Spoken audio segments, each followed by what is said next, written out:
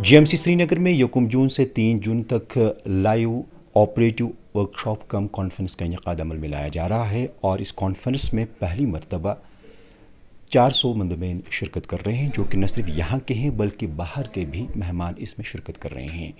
इस कॉन्फ्रेंस की अहमियत क्या है और रोबोटिक सर्जरी जो यहाँ अंजाम देनी है ये कितनी अहमियत की हामिल है, इस पर बात करने के लिए हमारे साथ इस वक्त मौजूद हैं जीएमसी श्रीनगर में सर्जरीज़ की सरबरा डॉक्टर इकबाल सलीम साहब। खुशामदीद आपका यूट्यूब भारत में। अस्सलाम वालेकुम परवेज़ साहब।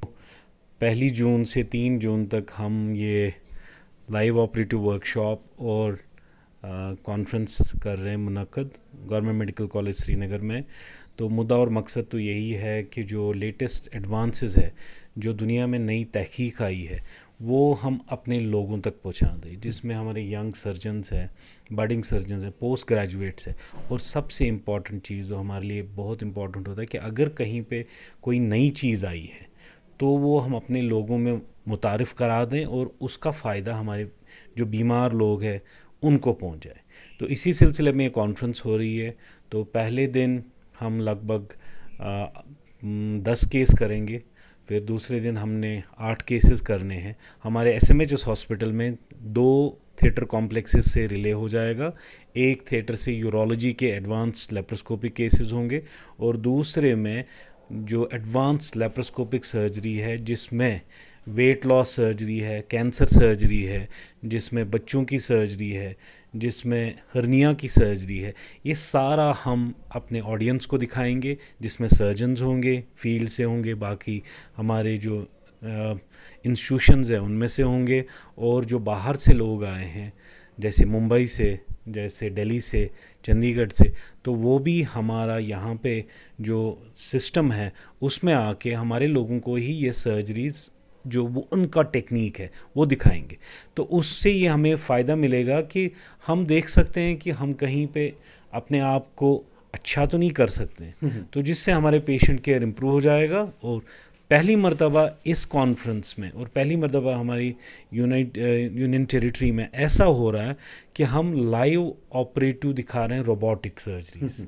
तो जो पेनक्रियाज है, जिसमें कश्मीरी में लबलब जिसको बोलते हैं, तो उसकी सर्जरी हम रिले कर रहे हैं फ्रॉम चेन्नई।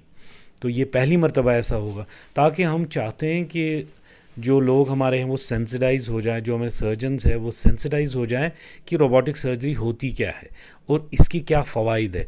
जब वो जो फ़वाइद है उनको उजागर करेंगे तो मोस्ट लाइकली हो सकता है कि जो एडमिनिस्ट्रेशन है उसको भी पता चले कि नहीं, ये एक ऐसी चीज़ है जो हमारे हॉस्पिटल्स में होनी चाहिए और हमारे लोगों को इससे बहुत फ़ायदा मिलेगा, वो बहुत मुस्तफ़ीद हो जाएंगे। अच्छा डॉक्टर साहब, चूँकि हम जानते हैं कि जो सर्जरीज़ में भी इनकलाब आया है, जदीद टेक्नोलॉजी मुतारिफ़ की जा रही है, ऑपरेशन जब हम करते हैं तो अब ये रोबोटिक सर्जरी मुतारिफ़ की जा रही है कश्मीर में भी, तो ये कितना फ़ायदा बख्श हो सकता है? देखिए, पहले आप ये सोच लीजिए 200 साल पहले क्या होता था। एक बड़ा चीरा लगाते थे, तो फिर जैसे हमने गॉल ब्लैडर का सर्जरी करना है तो उसमें हम फिर अपना हाथ खोल के अंदर देख के सर्जरी करते थे। फिर 1980 में लेप्रोस्कोपिक का ये शुरुआत हो गया, तो उससे क्या हो गया कि जो ये पेट का जो चीरा था वो ख़त्म हो गया। तो छोटे छोटे होल्स से हम यही सर्जरी करते हैं, गॉल ब्लैडर की, कैंसर की, वगैरह वगैरह।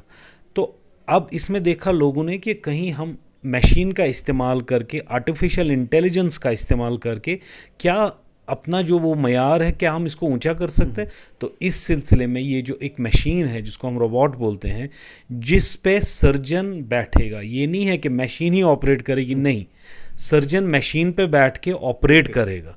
थिएटर में ये होगी, लेकिन उसका जो कंट्रोल है वो सर्जन के पास होगा। तो सर्जन ऑपरेट करेगा, बहुत छोटे छोटे माइन्यूट होल से वो ऑपरेट कर देगा। तो जैसे हम ये समझ ले कि किसी को म्यादे का खुदा न खास्ता कैंसर है, तो उसकी सर्जरी है जो इसका इम्प्रूवमेंट है वो लगभग 30% हो जाएगा। तो टाइम हमको बच जाएगा, पेशेंट का जो क्वालिटी है, क्वालिटी ऑफ लाइफ, वो इम्प्रूव हो जाएगा। क्या इस कॉन्फ्रेंस में आम लोगों की भी एंट्री हो सकती है, वो भी आ सकते हैं? हमारे दरवाजे हमेशा खुले होते हैं, हम हमेशा तनकीद के लिए तैयार हैं। आप जो तनकीद है जिससे हमारी इम्प्रूवमेंट हो जाए वो कर लीजिए, सवालात पूछिए और हमें बताइए। अगर हम कहीं पे इम्प्रूव कर सकते हो तो बता दीजिए। हमारे दरवाजे आप हमेशा लोगों के लिए खुले हैं। हमने कभी भी ये नहीं किया है कि दरवाज़ों के पीछे सर्जरी नहीं। जो करेंगे सीना ठोक के आगे। ये थे डॉक्टर इकबाल सलीम साहब, जो कि जीएमसी श्रीनगर में सर्जरीज़ के सरबराह है, जिनका साफ कहना है कि इस कॉन्फ्रेंस में न सिर्फ जो तिब के मैदान में काम कर रहे लोग शिरकत कर सकते हैं, बल्कि आम लोग भी मुशाहिदा कर सकते हैं इस कॉन्फ्रेंस में, क्योंकि वहाँ लाइव जो रोबोटिक सर्जरीज़ दिखाई जाएगी। वीडियो जर्नलिस्ट सजाद अमीन, परवेज़ उद्दीन, ETV भारत, GMC श्रीनगर।